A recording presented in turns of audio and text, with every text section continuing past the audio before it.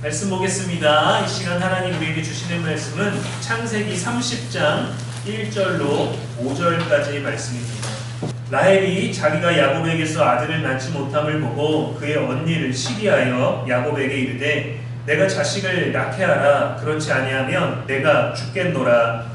야곱이 라헬에게 성을 내어 이르되 그대를 임신하지 못하게 하시는 이는 하나님이시니 내가 하나님을 대신하겠느냐. 라헬이 이르되 내 여종 비라에게로 들어가라. 그가 아들을 낳아 내 무릎에 두리니 그러면 나도 그로 말미암아 자식을 얻겠노라 하고 그의 여신여 비라를 남편에게 하게 해주시매 야곱이 그에게로 들어갔더니 비라가 임신하여 야곱에게 아들을 낳은지라. 아멘. 이는 살아계신 우리 하나님의 말씀입니다. 이 시간 본문 말씀으로 사랑받았지만 만족하지 못한 라헬이라는 제목으로 말씀 전하겠습니다. 사람은 누구나 행복을 꿈꾸죠. 사랑받기를 원합니다. 또 내가 사랑을 주면 그 사랑에 반응하기를 원합니다. 그런데 사랑하지 않으면서도 사랑받으려고만 할 때, 또 사랑을 줬으니까 그에 대한 반응만을 기대하려고 할 때 그 자체가 아니라 어떤 조건처럼 만들어졌을 때는 서로를 지치게 만듭니다. 특히 오늘 시대는 SNS 또 비교의 시대이지 않습니까? 보여지는 삶, 실제의 삶의 격차가 많아질수록 많은 인생이 열등감, 좌절, 상대적 박탈감을 경험하죠. 그래서 온라인에서 보여지는 삶이라도, 꾸며진 삶이라도, 조건적으로 만들어진 조작된 삶일지라도 그 삶조차도 사랑받기 위해서 애쓰는 열심이 많아졌는데, 그래서 조금 더 안타까운 것 같아요. 라헬은 성경에서 사랑을 많이 받은 여인입니다. 29장 30절에 보면 야곱이 또한 라헬에게로 들어갔고 그가 레아보다 라헬을 더 사랑하여 다시 7년 동안 라반을 섬겼더라 했어요. 야곱이 지금 라반 집으로 도망을 와서 거기서 살아나는 여인을 만나서 그녀를 얻으려고 정당한 직원 대우도 못 받고 거의 외국인 노동자처럼 과거에 또 거칠게 일시켰던 그런 사람처럼 또 계약 위반을 시켜가지고 일시키는 노예 같은 상황이었지만 라헬을 사랑해서 7년 동안을 또 일했습니다. 그렇게 14년을 일하면서 일만 한 게 아니라 또 라헬과 또 알콩달콩한 시간들을 가지지 않았겠어요?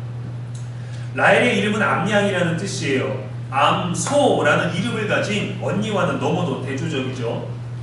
라헬은 부드럽고 연약한 존재를 의미합니다. 또한 사랑스럽고 매력있는 여인을 상징하기도 해요. 창세기 29장 17절에 보면 라헬은 곱고 아리따웠다 라고 이렇게 기록합니다. 야곱이 그녀를 본 순간 그 아름다움과 그 고운 것에 반해서 사랑에 빠졌죠. 14년을 일했습니다. 어찌 보면 남녀간의 모습으로는 성경에서 가장 행복한 여인의 모습일지도 모르겠어요. 그런데 정작 사랑을 받았던 라헬의 인생은 그렇지 않았습니다. 사랑받았지만 만족하지 못했고 결국 비교와 시기 속에서 남이 아니라 스스로를 고통스럽게 만들었어요. 이 시대를 살아가는 많은 사람들의 모습이 이 라헬에게서 비춰지기도 합니다. 사랑받아도 부족하고 무언가를 가졌어도 누렸어도 온전히 행복하지 못한 삶을 생각할 때가 있죠. 가지지 못한 하나 때문에 내가 가진 모든 것이 의미 없게 느껴지는 그 상황이 딱 라헬이었어요. 라헬에게는 치명적인 아픔이 있었는데 아이를 낳지 못하는 것이었습니다. 창세기 29장 31절에 여호와께서 레아가 사랑받지 못함을 보시고 그의 태를 여쳤으나 라헬은 자녀가 없더라 했는데 이 자신을 표현한 이 한 문장 때문에 고통스러운 여인이었죠. 여성의 존재로서 아내로서는 사랑을 받았지만 인생의 기능적인 면에선 자신의 사랑의 흔적을 가지지 못했습니다. 당시로서는 너무도 힘든 일이었겠죠. 남편 야곱은 자신을 사랑했지만 그녀는 여전히 자신의 언니 레아를 질투했어요. 1절에서도 이렇게 얘기합니다. 그의 언니를 시기하여 야곱에게 이르되 내가 자식을 낳게 하라. 그렇지 아니하면 내가 죽겠노라라고 자살 협박을 갑자기 하는 겁니다. 요즘 시대처럼 선택적으로 나는 비혼주의다, 나는 아이를 낳지 않겠다 하는 상황이 아니라 나올 수 없는 몸의 상태이기 때문에 현실이 그러한데 야곱이 또 그에 대해서 얼마나 많이 위로하고 사랑을 했겠어요. 근데 야곱도 어찌나 당황스러운지 라헬에게 성을 냅니다. 내가 하나님을 대신하겠느냐. 아무리 내가 사랑을 주고 아무리 위로를 해줘도 라헬은 남편 때문에 만족을 얻지 못했습니다. 라헬은 스스로 견딜 수 없었어요. 왜냐하면 자기 자신에게 만족이 없었기 때문입니다. 만족할 수 없었던 상황이 아니라 그녀가 만족하지 못했죠.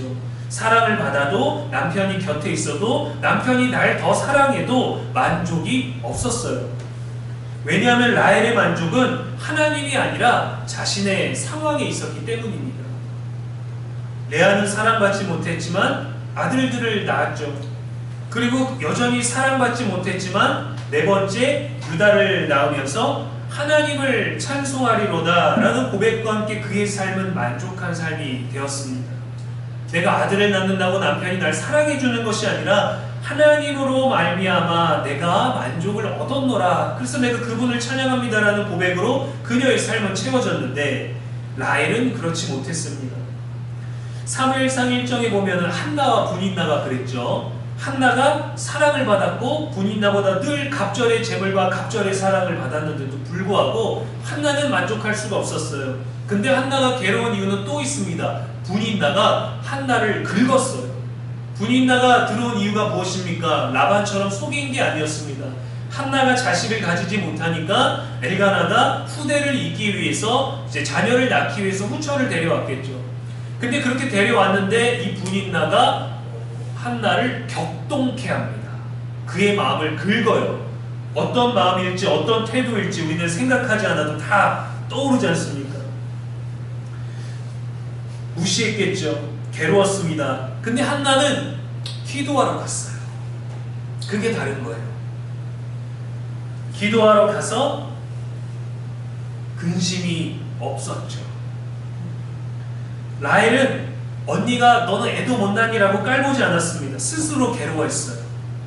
그래서 스스로 화를 이기지 못하고 자신의 여종을 아내로 주어서 아이를 낳게 하라고 했어요. 그 아이를 내 무릎에 앉혀놔라. 그러면 나도 낳지 않겠느냐. 그렇게 당당해지고 싶었습니다. 한나처럼 하나님께 엎드리지 않았어요. 사랑은 있었지만 그에게 믿음의 모습은 없었죠. 오직 질투와 시기만으로 움직였던 여인이었습니다. 그래서 자신 스스로를 더욱더 힘들게 했어요. 8절에 보면은 납달리를 낳고 내가 언니와 크게 경쟁하여 이겼다고 합니다. 그 자식을 낳는 게 내 몸으로 낳는 것도 아니고 내 여종으로 낳게 했는데 그거 가지고 경쟁해서 이겼다고 합니다. 그러니까 레아는 그렇지 않았는데 레아도 라헬 때문에 자신의 좀 실바를 또 보내가지고 자신의 여인의 아내의 여종들까지 와가지고 4명의 여인이 내 아이를 낳아달라고 계속해서 싸우는 거예요. 자신이 낳은 것도 아닌데 기쁨의 고백도 아닌데 그런 억지 승리가 과연 그 삶에 어떤 위로와 만족을 주겠습니까? 많은 사람들이 비교를 통해서 얻은 것, 비교를 통해서 우위를 점하는 것, 거기서 만족을 찾으려면 끝이 없죠. 비교란 게 그렇지 않습니까? 비참해지거나 교만해지거나. 신앙인에게 만족은 하나님이어야 하고 하나님이 주신 것 안에서 만족할 줄 알아야 됩니다. 남보다 더 주심에 감사하고 덜 주심에도 하나님이 주신 것으로 자족할 수 있는 믿음이 있어야 됩니다. 근데 이런 믿음을 가끔 놓칠 때가 있어요. 뭔가 내 뜻대로 안 될 때, 내 계획대로 안 될 때, 내 노력대로 안 될 때, 남이 더 뭔가 잘 될 때, 믿지 않는 사람이 진짜 형통할 때 우리는 이런 라헬과 같은 믿음을 가질 때가 있죠. 그때 우리가 해야 될 것은 하나님으로 만족하며 한나와 같이 기도하러 나가는 거예요. 기도하는 거예요. 하나님께로 나아가는 거예요. 위로를 그분에게 받아야 돼요. 근데 라헬과 같이 어떠한 방법으로 아브라함도 사라도 자식을 낳을 수 없고 하나님의 약속은 있는데 이루어지지 않으니까 마음이 급해서 또 하갈이라는 여종을 통해서 하나님의 뜻을 본인들이 이루려고 하지 않았습니까? 근데 그때마다 다 모든 결과가 고통이 되었고 하나님은 그 고통까지도 다 섭리가 이루어질 만큼 간섭해 주셨죠. SNS를 통해서 이 시대 많은 사람들이 얻은 게 뭡니까? 비교입니다. 승리에도 평안이 없어요. 그래서 약한 자에게 강해지고 강한 자 앞에서 침묵하게 되는 조금은 비겁한 세대가 되었죠. 그래서 삶의 중심이 하나님께 있어야 된다는 게 얼마나 중요한지 몰라요. 우리들의 생각과 의지와 도덕과 윤리의 모든 삶의 기준이 하나님께 있어야 된다는 것. 저도 그런 게 없었는지, 그래서 인생의 시련과 고난들이 찾아오지 않습니까? 근데 그런 걸 경험해서 우리가 단순히 강해진다가 아니라 하나님으로 만족하는 법을 배우는 거예요. 저는 그거를 배우고 있어요.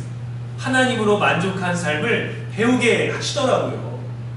없어서 불행합니다가 아니고, 없어서 채워주십시오가 아니고, 없는 걸로 인해서 무엇으로 하나님이 채우시는가, 하나님을 봐야 답이 보이더랍니다.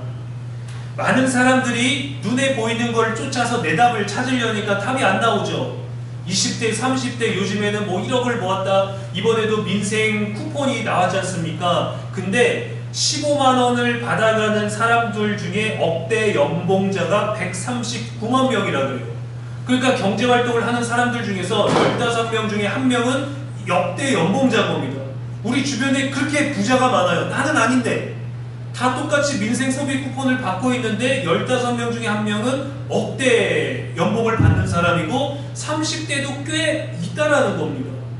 근데 이런 사람들을 향해서 내가 만족해야지, 나도 이렇게 돼야지라고 하면은 우리 삶은 그렇게 되지 않아요.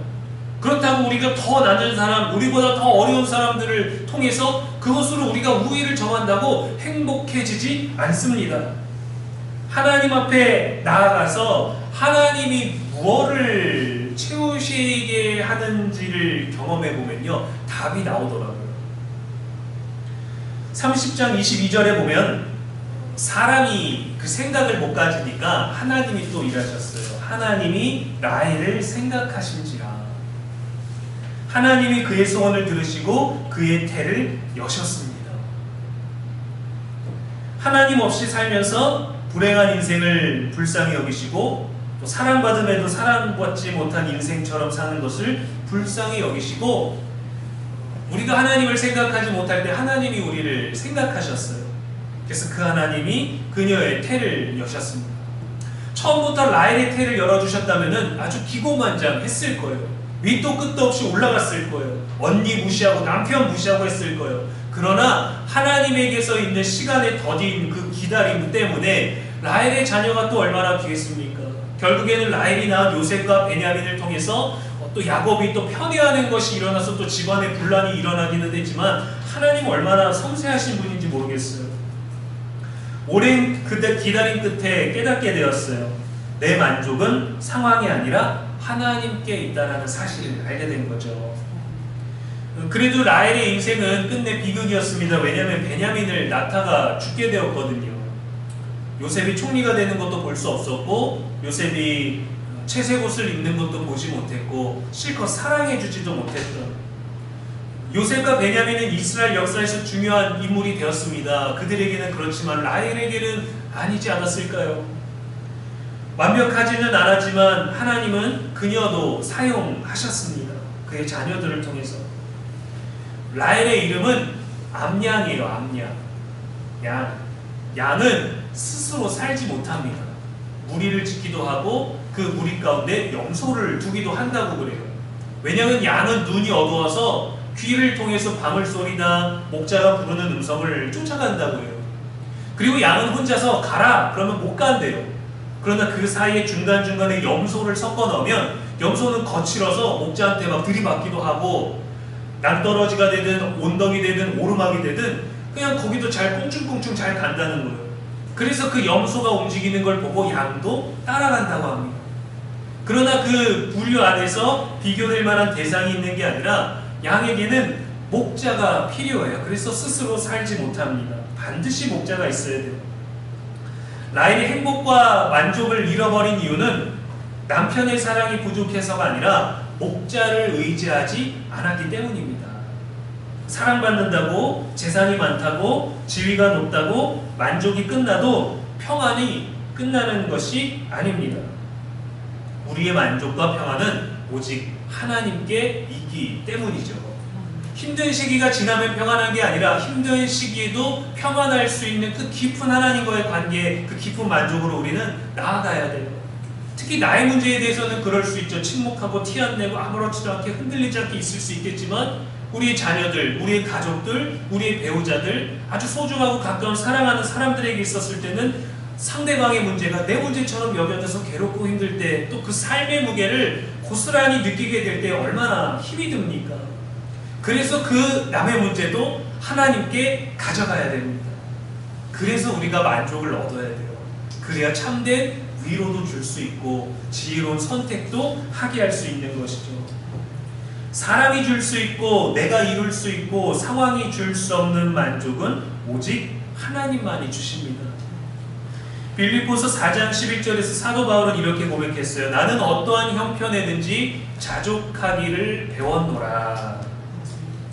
라헬이 놓쳤던 이 고백을 우리는 날마다 붙잡아야 합니다. 여호와는 나의 목자시니 내게 부족함이 없으리로다. 언제나 이 고백이 저와 여러분에게 유효한 고백이 되며 언제나 이 고백을 가지고 모든 어려움과 상황과 기쁨과 감사와 모든 형편 가운데서도 만족을, 하나님이 주시는 만족을 고백할 수 있는 저와 여러분 되기를 주님의 이름으로 간절히 축원합니다.